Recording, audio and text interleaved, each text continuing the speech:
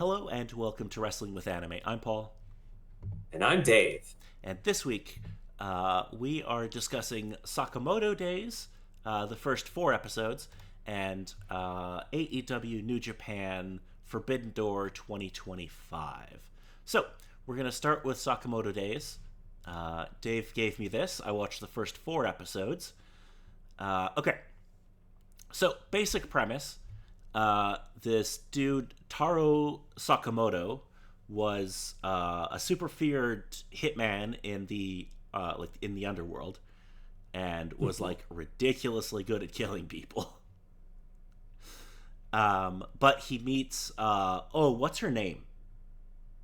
Ah, me. He meets a woman who's a convenience store clerk. He falls in love with her, and he decides to leave the underworld to marry her.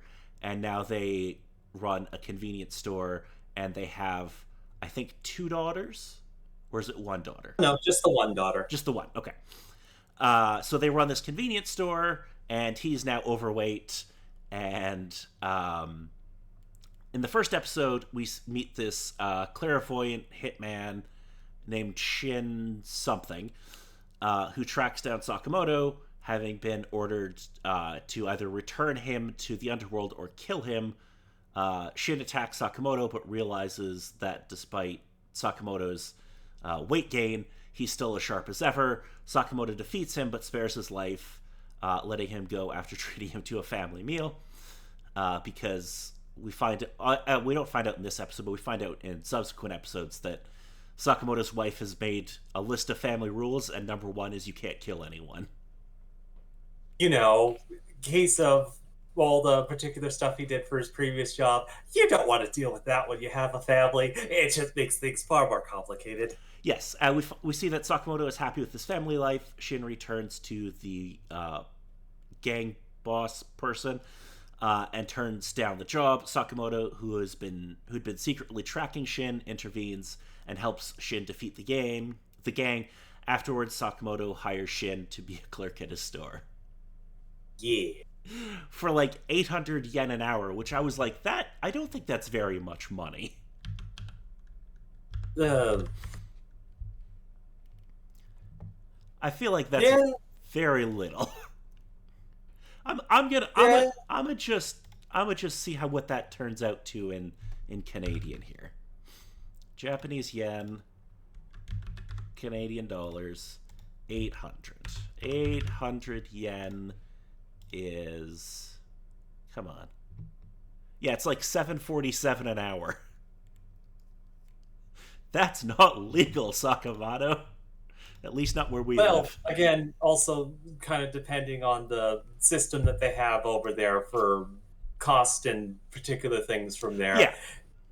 They're not exactly experts on things from there, but yeah, definitely does not seem like a decent sort of switch from how much you supposedly got paid with assassinations or other particular things to the mob in comparison to working at a convenience store. Yes. Okay, so that's episode one, and I enjoyed it because I enjoyed the premise. And I was like, this is a fun premise. Shin is clairvoyant, so he always knows when Sakamoto is thinking about killing him, which is very good. The marvelous case of going with kind of the two counteracting ideas of the show and keeping it somewhat within, but also having the uh, material within the show to allow it, but also not to completely overwhelm the story with it. So, in certain cases, I was a little concerned that the absurdity might have hit you a little bit too hard in certain cases. Probably not within the first four episodes, but I've seen as it's gone along throughout the series, it starts to hit sort of levels of, ooh, if you're not suspending your disbelief on certain things, you might sort of think little crazy thing. But additionally, it's also anime, so it has a little bit of leeway in certain respects. Okay, so we get to the second episode where we find out that Shin is doing really well at his job as a clerk because he's clairvoyant and can anticipate what everybody wants. Sakamoto's wife strongly disapproves of his former life as a hitman and was warned that she will leave him if he ever returns to that path. While visiting Chinatown to buy meat buns, I don't know what meat buns are, do you? Uh, Actually, just dumplings with a particular sort of filling inside of them. Again, could be a multitude of particular things depending on the particular style, but nothing super crazy. Oh, I just Googled them. They look nice. Hmm. Ooh, those do look nice. Okay. Um, yeah, so Sakamoto and Shin witness a girl, Lou, fighting off thugs. They help her escape, and she reveals that she is the sole survivor of her mafia clan, which was massacred by a rival group seeking the key to her clan's treasure room. Sakamoto agrees to help her in exchange for her baking meat buns at his store. As you know, with her falling out a window onto him, it kind of Yes, resulted in her destroying all the meat buns. yes. Suddenly, two assassins hired by the rival clan attack. During the battle, Shin reads Sakamoto's thoughts and learns that he swore never to kill again, instead choosing to atone by helping others. Sakamoto defeats the assassins and dismantles the rival clan. When Lu opens the treasure room, she discovers a bottle of sake, her father's treasured item meant to be shared with her when she turned 18. With nowhere else to go, she is hired as the store's meat bun cook. Meanwhile, the JAA, or Japan Assassins Association, places a 1 billion yen bounty on Sakamoto. So that's where we leave Yeah, things after uh, the first two episodes. is. I think it's a bit of a particular sort of thing that I suppose with this particular sort of style, would you prefer it with particular stories if they start the first couple of episodes with the addition of introducing a couple particular sort of characters to kind of make up the cast from there? Or would you prefer it if it started with kind of a group of the particular ones and then a couple of add ons kind of come on later on through the series? I think it depends on the show. I think in the case of this, it works really well, like slowly introducing the characters because it kind of makes sense. Hmm. But yeah, I have no problem with them like slowly adding the characters in as they have been. It's Okay. because it feels like then each character gets like an episode for you to kind of be introduced to them. Hmm. Okay, so episode 3, Welcome to Sugar Park. As Yeah. Shin and Liu start getting used to working together, one of Sakamoto's old hitman acquaintances and master of disguise enters the store to warn Sakamoto about the 1 billion yen bounty on him. Pizza delivery hitman Pizza Nakajima, which that's fantastic, attempts to attack Sakamoto but is easily defeated. Meanwhile, another hitman spies on the ordeal. Sakamoto reveals that he is aware of their hidden camera and warns them against coming after him before destroying the camera. However, despite his wishes to lay low, Sakamoto remembers that he promised to spend the day with his wife and daughter at the Sugar Park amusement park. Shin and Lu take it upon themselves to protect Sakamoto so he can focus on his family, and working together are able to thwart the janitor hitman. However, another hitman, uh, Tatsu, is able to evade Shin's clairvoyance and get within striking distance of Sakamoto on a roller coaster before Shin realizes his mistake and throws both himself and Tatsu off the ride. Shin ends up temporarily blinded by Tatsu's poison, but he is able to successfully fight back and defeat him by reading Sakamoto's mind as he observes the fight and mentally guides Shin. I like this episode because the daughter is really cute and is super happy about going to the theme park, and then all this wild crap is happening in the background, and she's none the wiser, and it's very fun. Yes, very much. And I suppose with this particular episode of Shin dressing up in the main mascot costume and having the fight with the assassin, the Yes. thoughts on that particular one, since the particular thing that drew me to this particular anime, aside from the concept and idea, was just the animation from the studio that worked on it. That was just marvelous. Just having the simpler sort of motions and funny sort of interactions with specific characters, especially Sakamoto, but especially with the assassin action of battles and other sorts of crazy shenanigans that happen with it. Yes, and like, yeah, I just think it's from what I've seen so far, I really like it because it's just fun. It doesn't feel like it's Mhm. taking itself too seriously, and the fight with Shin where he's in the costume is a lot of fun because they like end up crashing onto this stage where this show's happening, and this like Power Ranger looking dude is like, what the hell's going on? All right, so we move on to episode 4, Hard Boiled. Sakamoto interrogates Tatsu, who confirms the billion yen bounty was issued by the JAA. Tatsu asks if Sakamoto was once a member of the Order, a legendary and mythical group of elite assassins. Though Sakamoto doesn't directly answer the question, his silence suggests that he was. Surprisingly, Sakamoto lets Tatsu go free. Tatsu eventually crosses paths with Boiled and Abaguro, two assassins also hunting down Sakamoto for the bounty. Sakamoto, Shin, and Lu spend a peaceful rest of the day at the park with his wife and daughter, ending their outing at a haunted house attraction, unaware that it's actually a trap set by the two assassins. Sakamoto is separated from the group while the other assassin captures Shin, Lu, and his wife and daughter. The other assassin attacks Sakamoto viciously with a rocker power gauntlet and explosive balls, ranting about their shared past at the assassin school. The other assassin reveals he once admired Sakamoto and saw him as a friend, but feels betrayed after learning that Sakamoto doesn't remember him.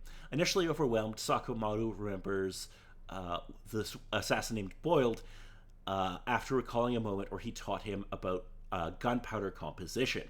This reignites Sakamoto's resolve, and he sheds his weight, returning to his original deadly assassin form to face off against Boiled.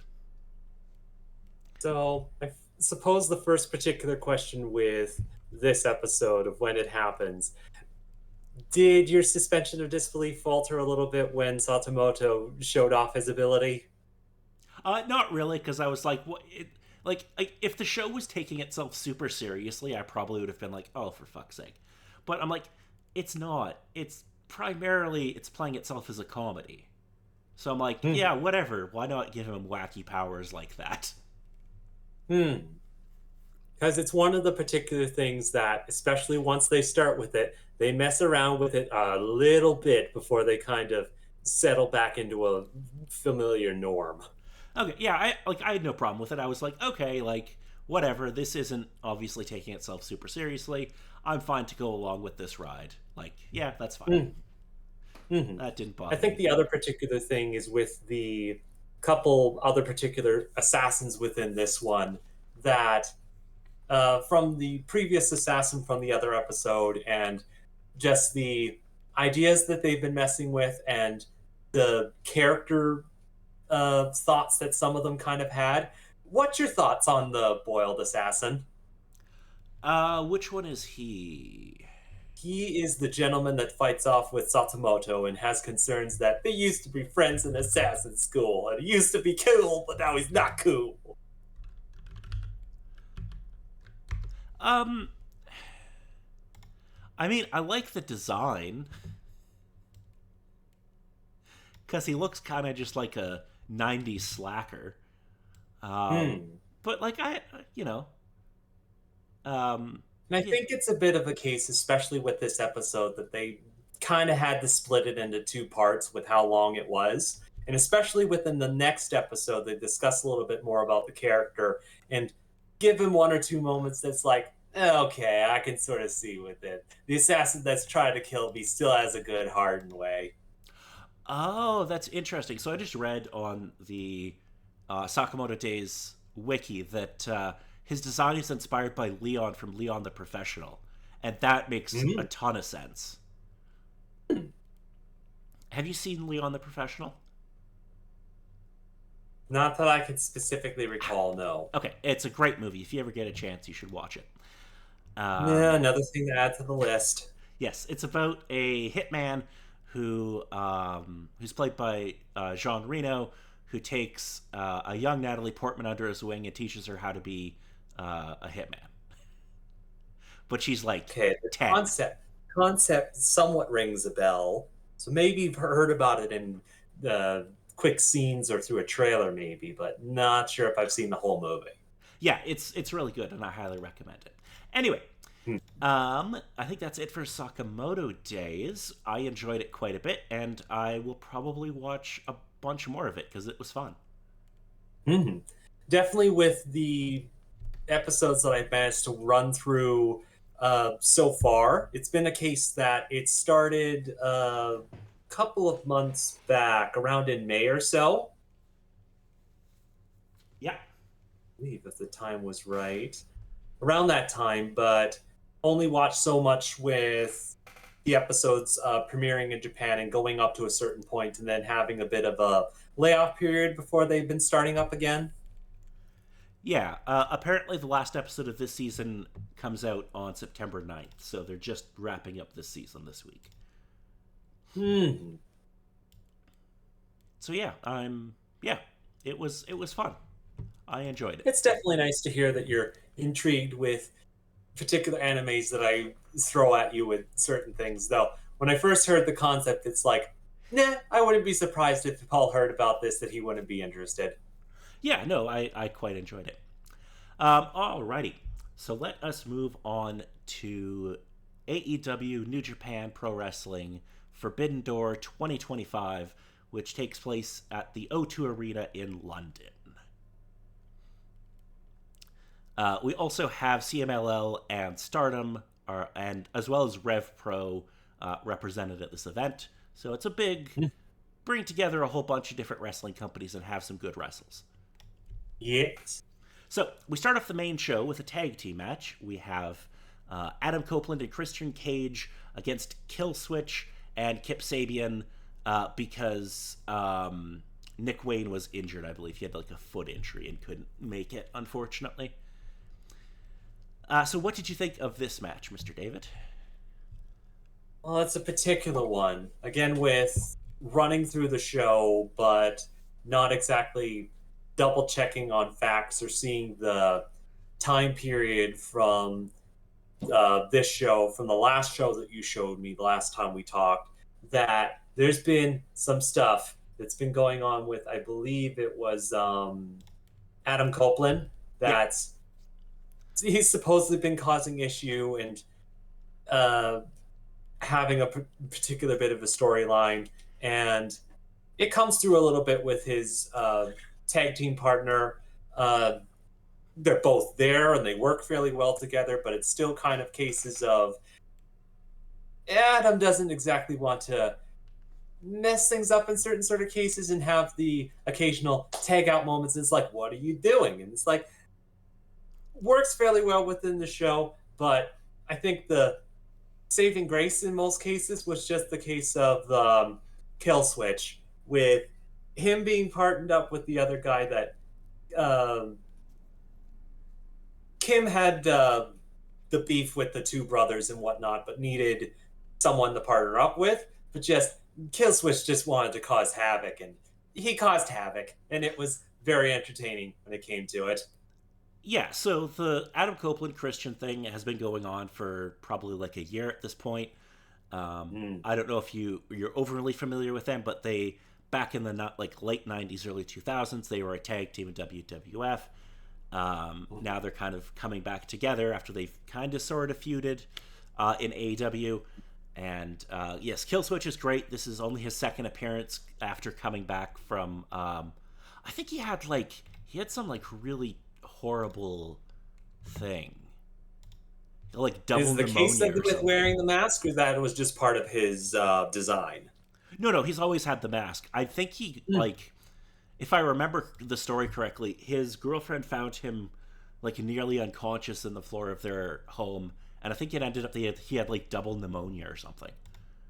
Okay, it was very, very sick. Mm. Yes, but he is very good, and Kip Sabian is also very good, and they have a very good match that goes about 13 minutes. And Mhm. it's almost like if you put these four people in the ring together and give them, some time, they'll do something pretty good. Mm. Next up, we have a singles match for the AEW TNT Championship. We have Hiromu Takahashi against Kyle Fletcher who is joined by Don Callis and Lance Archer. So, what did you think of Yeah, this? yeah, with this one. Again, just either with particular sort of storylines with things I somewhat didn't understand. It was either the case of just getting the new blood sort of shown off into certain sort of things.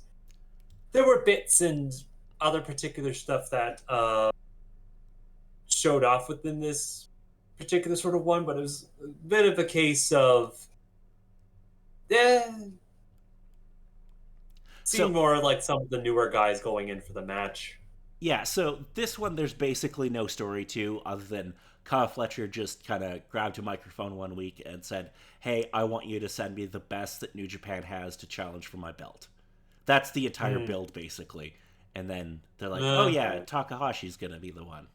So like they have a Hmm. perfectly fine match, but there's nothing like crazy No, about it. that's definitely true. Like in Hold with the character that Takahashi had for it and working with the crowd and match, that it worked fairly well with it, but it was still kind of the case of, oh, yeah, we need to show off the new kids or have them go through their particular sorts of things before supposedly throwing them to the lions.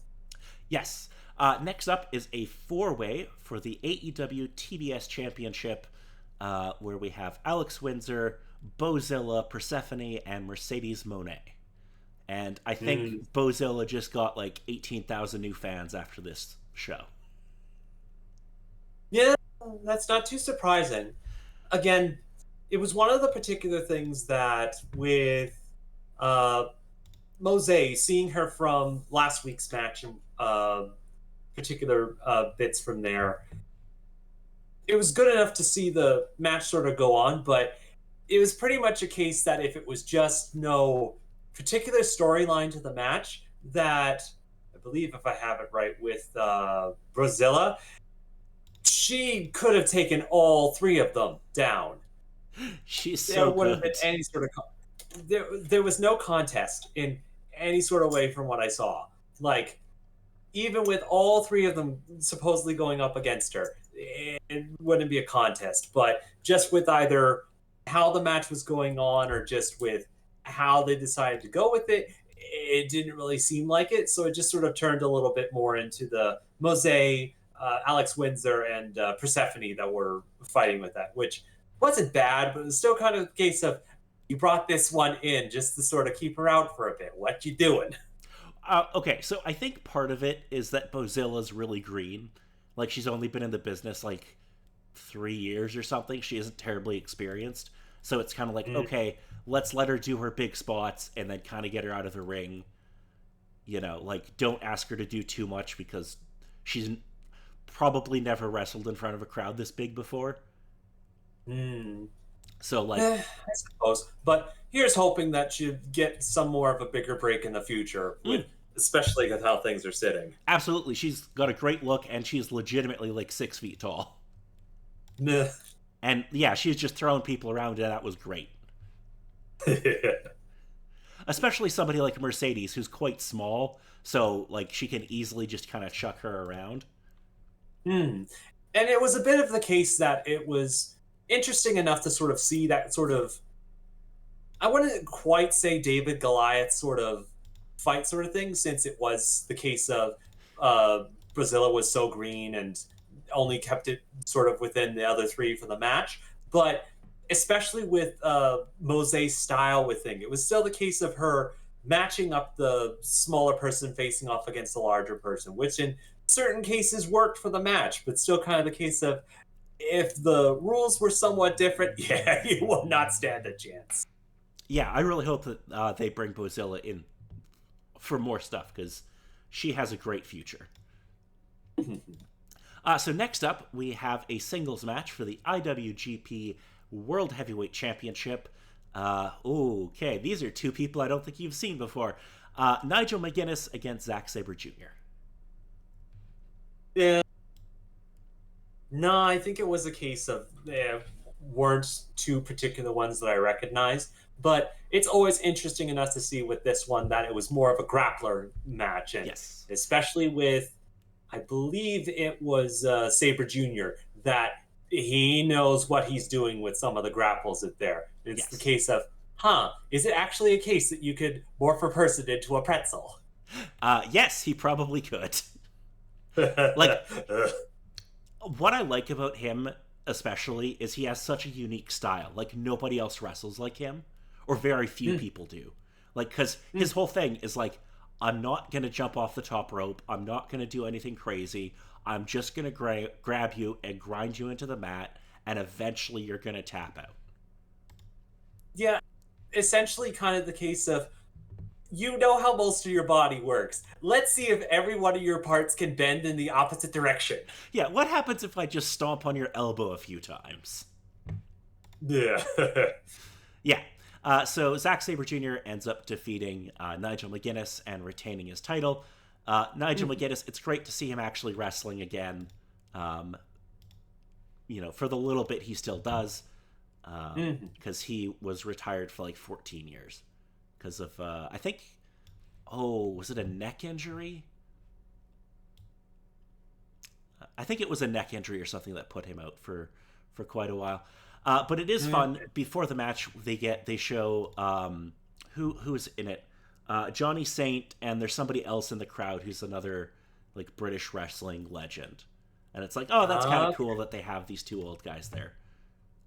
Okay, stuff like that. I think it's also a bit of the thing that either with how long I've been out of the case with it, or seeing how these couple of matches have kind of been going, the case of having more of a British wrestling group that sort of works with things and being like, it doesn't surprise me, but also kind of the case of, there's probably going to be a decent amount of people I do not know. Yeah, there's yeah. I feel like they do a pretty good job of kind of introducing everybody. But yeah, they're definitely people you don't know. Okay, so next up, we have a three-way tag match for the AEW World Tag Team Championships. We have FTR against the Hurt Syndicate against Brodito. Brodito is fun to say. Anyway, you should be familiar with all 6 of these folks, I believe. I think it's the case that with the Hurt Syndicate, we saw them last week with the couple matches that were going on. I recognized at least a couple of them from the Brazito group. I think it's the case that I know of, I think, the Cash Wheeler from FTR. But yeah, I recognize pretty much everyone within this match, but on whole, it was a case of I wasn't too confused with the match starting up, and it was a bit more of the case of all 6 burly guys just doing typical wrestling things. Not the typical flips, but if they knock you down, you're going down. Yes, there's a lot of big boys in this match, and then there's Bandito, who, granted, is not small, but he is small compared to a lot of these guys. Okay. And he's like, I really like him and Brody King as a team, because it's like Brody King's this like huge badass dude, and then there's Bandito, who's this like luchador who's running around doing all these crazy spots. Yeah, I think they have a really good team. And Brodito end up winning the tag team titles from the Hurt Syndicate. That will most likely cause some things, I'm sure, since I believe, if I remember right, the Hurt Syndicate managed to win from the last match you showed us from the last week. And I don't think it's going to affect their standing in things, but any sort of loss is going to cause issue with them, I somewhat recall. Yeah, so the last pay-per-view we went over, the Hurt Syndicate retained their titles. They lose them on this show, so I'm going to assume that they're going to end up feuding with Brodito, or maybe FTR, and Brodito goes off and does something different. Yeah. I'm not sure where I would probably put them with Brodito, because I feel like they would have really good matches. But mind you, they would also have really good matches with FTR. So next up, we have a singles match for the AEW Unified Championship. where Swerve Strickland will take on Kazuchika Okada with Don Callis at ringside. Yeah, in certain sort of case that there was a little bit of a case of I'm not sure if I understood the entire story with things, but especially by the end of it, it was like, huh, I'm wondering if I should maybe be concerned about this. Because with both of them, Okada, as always, and especially with the one or two comments from the announcers and whatnot, has more of a patient sort of style. It's like, go ahead, do your fancy sort of moves, but I'll wear you down to take you down. Yeah, absolutely. He Okada's another one of those like wrestlers who I don't know how to say it, but like he doesn't do anything fancy, but he does everything he does really well. No, that's definitely true. Again, the Flash and whatnot has it's there within the respect of what he can do, but it's not so much a case of showboating or showing off too much of his skill. He knows what to do to wrestle, but he doesn't have to show off that he does. Which, in comparison to Strickland, he definitely a show off, but nevertheless, it's a good match between the two of them that he has the swagger and style to face off against Okada, but Okada is able to at least stand against it and face him. But especially with how the match ended, just the case of oh, Okada wanted to end that match assuredly. Yeah, they have again surprisingly Okada and Swerve have a really good match together. Okada ends up winning and retaining his title, but like it doesn't hurt Swerve to lose to Okada because it's Okada. But then, of course, the case of seeing how the match was supposedly going, Okada assured that Swerve wouldn't continue on with taking the metal stair, keeping him in place, Yes. and shattering his knee. Yes, that is because Swerve has a torn meniscus and he is taking time off to heal that.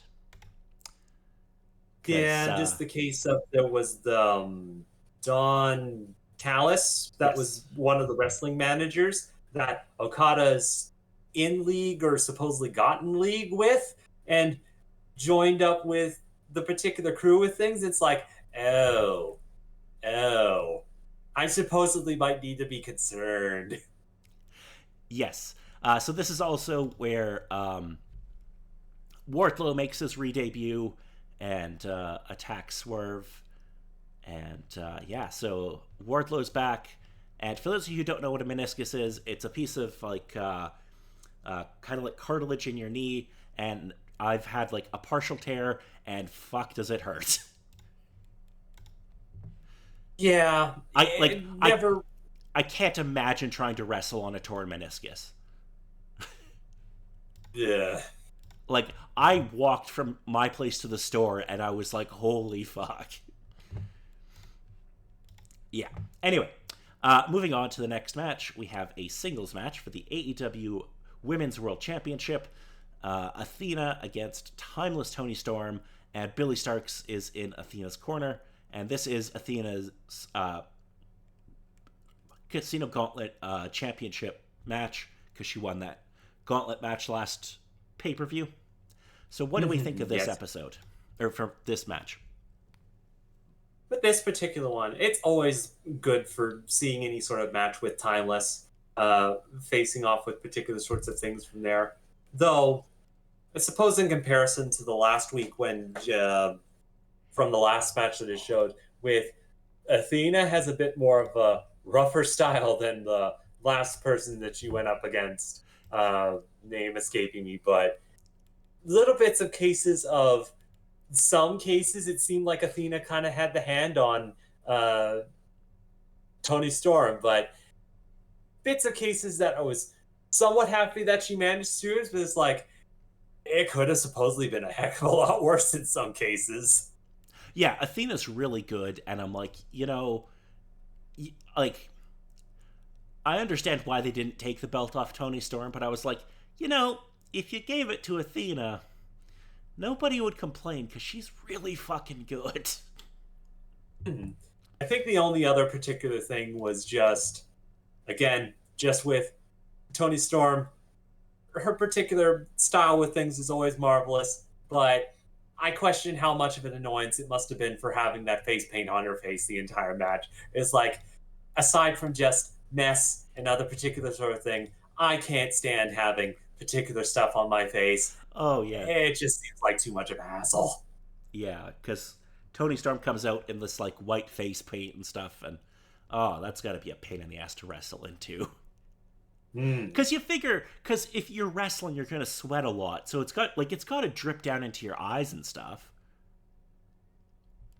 Yeah, with any of that, and like if she Athena focused a bit more on her face with trying to take her down in any sort of ways, like how many more problems would that cause Tony Storm or anyone from there? Just like some cases for fitting with a bit, but also kind of the case of there was still the monochrome lens that they placed on her entrance for coming in for that. Like that would have been enough. But again, still good for her sticking with the style of things, just kind of left the question, it wasn't the best idea. Yeah. So Athena had Billy Starks at ringside. Did you? What did you think of Billy Starks? If you noticed anything about her?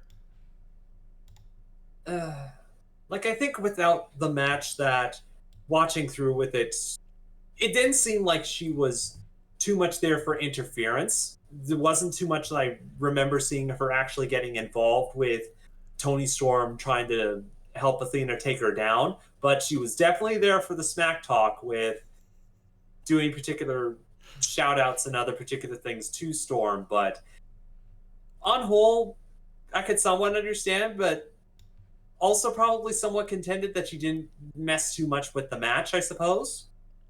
Fair enough. So fun little story about her. She started training to wrestle at 13, which you probably shouldn't let people train at 13. But what are you gonna do? And according to a news report that came out, um, a teacher pulled her into the hallway once to ask about her parents and home life because she kept showing up to class with bruises and stuff. Uh, yeah, that would bring up concerns. And then, even with the explanation, that would still probably bring up concerns. It's like you should not be doing that at 13. Don't take bumps at 13. Yeah, like in certain cases, like if it's teaching like simple design and basic holds for particular sorts of thing, that's all right. But leave the actual physical damage and whatnot until you're old enough to take it, maybe. Yeah, like 16, fine, but I feel like 13's too young. Anyway, Yeah. moving on to the semi-main event, we have a singles match for the AEW World Championship. Or sorry, the AEW Men's World Championship. MJF versus Hangman Adam Page, with the stipulation being that if Page is counted out or disqualified, he would lose the title. So I know how much you love MJF. Yeah. Yeah. This match didn't help. He's so good at being a dickhead heel, though. Yeah. Yeah. So the basis of the idea for it still works out, but just in certain cases, I'm just very happy with how things turned out. But just also the case of it took a while, but also the case of it took a flippin' while. Yeah, they end up going just over 30 minutes, and again, surprisingly, Hangman and MJF have a really good match. Mm-hmm. And yeah, it's a really good match, and MJF is really good at being a shithead heel. Because there's like that Mm-hmm. moment where like he hands the dynamite diamond ring to Page and then spits in his face to try to get him to use the ring and get disqualified. I'm like, that's Yeah. good work. Yeah. I think the other particular thing is I'm not sure if he's particularly mentioned within the show, but the ref that they had in there also worked fairly well with MJK or MJF to stop him from doing specific sort of things and also him getting thrown around with a little bits within the match. Yeah, I think it's Bryce Remsburg who refed this match, and he's really good at like Mhm. playing into like MJF's antics and stuff. Mhm. Alrighty, now we move on to the main event where shit goes crazy. Okay, Yeah. Yeah. we have a lights out steel cage match, which the lights out is basically the gimmick is the lights in the arena go down. When they come back up, it is no longer officially an AEW event. So if anything happens, AEW is not liable. We Whether or have not that actually is the specific issue with the match, yeah, who knows? But just the case of it's for the particular sort of event for so yeah, you knew what you were signing up for. yeah, I love that gimmick. It's such a simple way to make a match feel more dangerous because the company's Mhm. going like, you guys want to deal with this, fine, whatever, but we're not responsible for what happens. I love that. It's so Mhm. simple and yeah. So we have the Golden Lovers, who are Kenny Omega and Kota Ibushi, Darby Allin, Hiroshi Tanahashi, and Will Ospreay, against the Death Riders of Claudio Castagnoli and John Moxley, the Young Bucks, and Gabe Kidd, with Marina Shafir and Wheeler Yuta at ringside. Okay, Dave. People died in this match. Yeah. Yeah. I will say, one of the things I love is at one point in the match, I forget which of the Bucks it is, but one of them grabs a bag, and commentary says like, "Oh, I heard that they were backstage asking for like the most dangerous implements that production could find, and then they pour it out, and it's a bunch of gummy bears." Huh. Which I do love that. I think it's the Bucks who did the okay. I'm a big fan of in wrestling doing stuff that the audience understands, right? So, Hmm. um, oh, I'm reasonably sure you've never taken a pile driver, but you've probably stepped on a piece of Lego, and you know how much that hurts. So I always In those love, sort of circumstances. yeah, or like stuff like that. So that's what I always love wrestlers who do stuff like that. Like the Young Bucks in one Hmm. match, I forget who they did it with, but they brought out like a bag of Lego and like dumped it in the on the mat and then like power bombed someone onto it or something. And I'm like, that's great because the audience knows roughly what that feels like. And it's Uh, a bit of the case, especially with that, just with that sort of idea, that in certain sort of respects, especially within this match, that the Young Bucks were kind of messed with a fairly decent amount with how this kind of went on. The case of they come out, the opener sort of starts up, but then it sort of stops, like technical difficulties or whatnot. But then the explanation sort of comes up. It's like they want their number to be one of their older numbers. And then they're like, okay, let's give them what they first came out to when they first started wrestling. And yeah. just the stupid hilarity for old 2000s pop song that was going on from there. Yeah, I don't remember the name of the song, but yeah, they come out to this like very like early 2000s pop song. And I was like, "Oh, that's fun" because they do the whole thing like the record scratch with their current theme and they're like, "Wait, no, production issues. You have to come out to this like crappy Titantron and this music that nobody's cared about since like 2004." Yeah, just the case of all the other guys in the on the mat already were just like, hilarious. Yes. Okay. So, surprisingly, this match is very violent. Yeah, yeah, the Uh, bloody fork. yes, they're yeah, they're oh god. Darby Ugh. Allen, whatever he gets paid isn't enough. Uh, most definitely. Because Again, he gets duct taped to a chair, and then Moxley decides yes, to jam a fork in his ear. yeah, yeah. Like in Just the with that, because Darby Allen has like gauged ears, so he like jams the fork in there and starts like twisting it around, and I'm like, oh, that's horrible. just no, please, just and again, aside from the one that you mentioned previous of the young bucks bringing out the gummy bears, there didn't seem like there was any additional sort of deadly implement that was kind of a new introduction to particular sort of stuff.